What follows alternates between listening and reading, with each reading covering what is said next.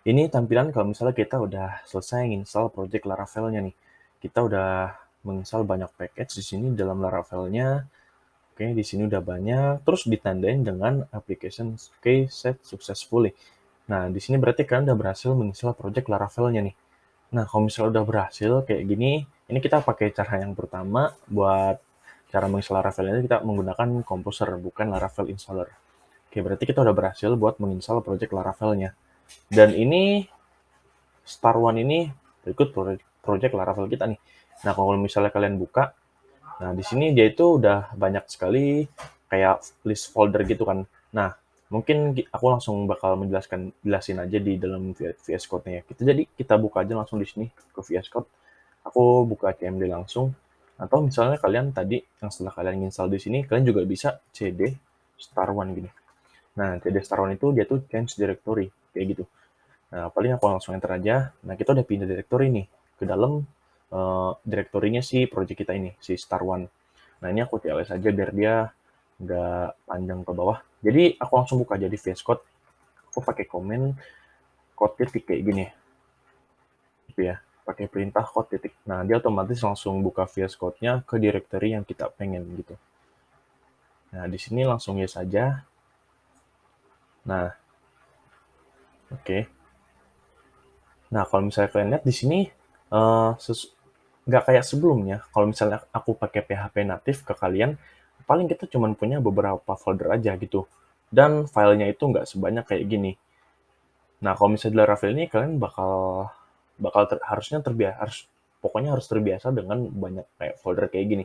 Nah, jadi mungkin di sini kita kita nggak bakal pakai semuanya di sini dan kalian juga seharusnya nggak harus paham semua tentang folder-folder yang ada di sini, terutama di dalam folder vendor ini.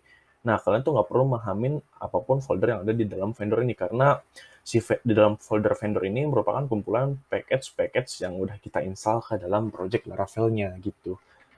Paling di sini kita bakal fokus ke bagian beberapa folder aja. Nah, kalau misalnya kalian lihat tadi kan di bagian MVC-nya itu, kan Laravel itu menggunakan konsep MVC ya, model, view, controller. Nah, eh, kalau misalnya kalian, atau enggak misalnya ini dulu deh, kalian kalau misalnya mau baca-baca tentang Laravel, tentang struktur foldernya itu, nah, kalian bisa lihat aja nih di dokumentasi Laravel-nya langsung di bagian direktori struktur di sini.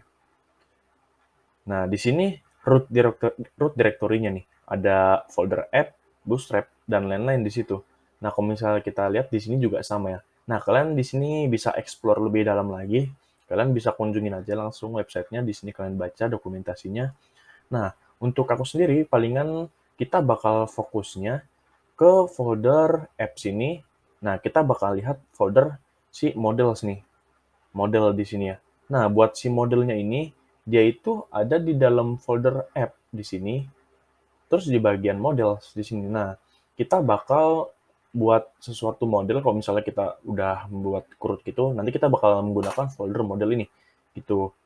Nah, misal kita mau buat CRUD tentang buku gitu, berarti kita harus membuat model buku nanti di dalamnya, yang berhubungan langsung dengan database. Nah, berikutnya itu ada controller nih. Ada controller. Nah, si controllernya itu dia itu ada di dalam folder app, di sini app, terus HTTP. Nah, di bagian controller sini. Nah, kita bakal mainkan kayak menghubungkan view dan modelnya itu di bagian controller sini. Nah, mungkin nanti kita langsung bakal coba praktek ya. Terus selanjutnya itu ada di bagian resource. Nah, ini untuk view-nya, yang terakhir ini untuk view-nya. Nah, view-nya itu ada di dalam folder resources, terus di bagian views ini, gitu. Nah, kita bakal coba buat main front end-nya atau misalnya kalau bisa dibilang buat desain-desainnya itu, kita bakal main itu di sini, gitu. Buat nampilin data dari database-nya, kita bakal main di welcome.php. Nah, buat data-datanya sendiri kita olah nanti di dalam folder controller sini, gitu. Nah, terus sisanya itu yang buat menghubungkan langsung ke database-nya, yaitu models di sini. Nah, mungkin itu 3 folder untuk MVC-nya.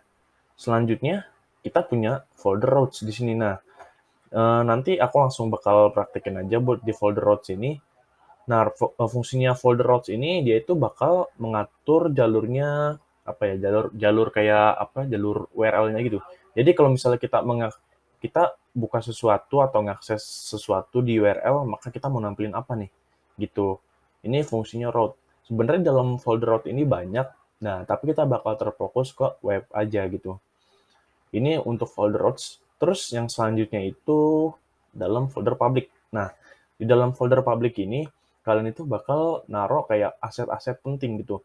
Kayak aset-aset yang buat, apa namanya, ngedesain gitu ya, kalau bisa dibilang kayak CSS, JavaScript, atau gambar. Nah, pokoknya aset-aset yang sifatnya statis bakal taruh di dalam folder public di sini, gitu.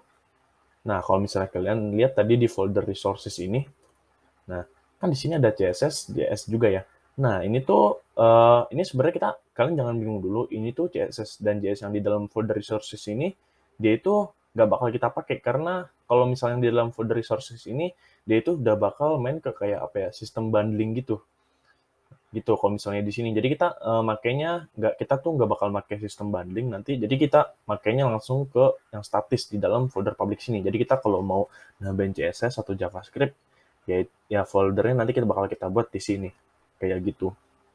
Terus juga untuk database. Nah, mungkin buat migrasinya sendiri, nanti aku langsung praktek aja biar kalian ngerti. Jadi si migrasi database ini, dia itu kayak ngebuat sesuatu migrasi ya, kayak kita nentuin ngebuat table-tablenya itu lewat Laravel-nya sini, gitu. Kayak kita membuat table user di sini, nah kita langsung tentuin di sini.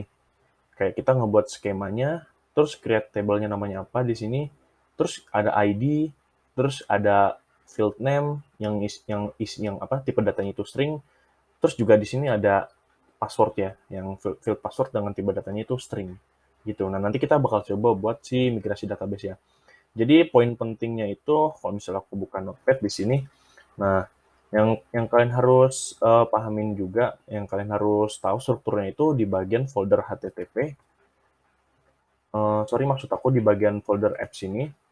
Nah, di bagian app terus di sini models, app terus models. Nah, terus ada juga di bagian app terus HTTP. Nah, terus controller di sini. Nah, ini ya. Ini models. Ini models. Terus yang ini bagian controller gitu. Controller. Maaf di sini. Nah, terus buat view-nya, nah dia itu ada di dalam. Nah, ini paling aku rapiin juga ya. Ini ada di dalam folder resources. Resources, nah. Terus di bagian views, nah di sini. Nah, buat MVC-nya sendiri kita bakal berkutik di dalam folder ini nanti. Itu. Oke. Nah, terus juga buat sistem atur jalur website-nya atau apa, atur kayak URL-nya gitu ya, kayak routing website-nya gitu. Nah, penjaluran dari website kita, dia itu ada di sini penjaluran website, penjaluran apa ya bahasanya yang enak, penjalur apa ya, ngatur jalur aplikasi atau jalur URL web gitu ya. Nah, di sini dia itu ada di dalam folder routes, terus web.php kayak gini. Terus juga public, kayak apa ya, set statis gitu ya, set statis itu dia ada di dalam folder public gitu. Public. Nah, ini tuh dia buat ngatur kayak CSS atau JavaScript di sini. Nah, di sini CSS atau JavaScript ya. Terus juga yang terakhir itu ada kayak migrasi database. Nah, dia itu ada di dalam folder. Nah, di sini yang migration aja dah aku bikinnya migration. Nah, dia itu ada di dalam folder database. Terus migration kayak gini. Nah, nanti kita bakal kunjungin folder ini satu-satu gitu ya. Ini untuk bagian directory website kita.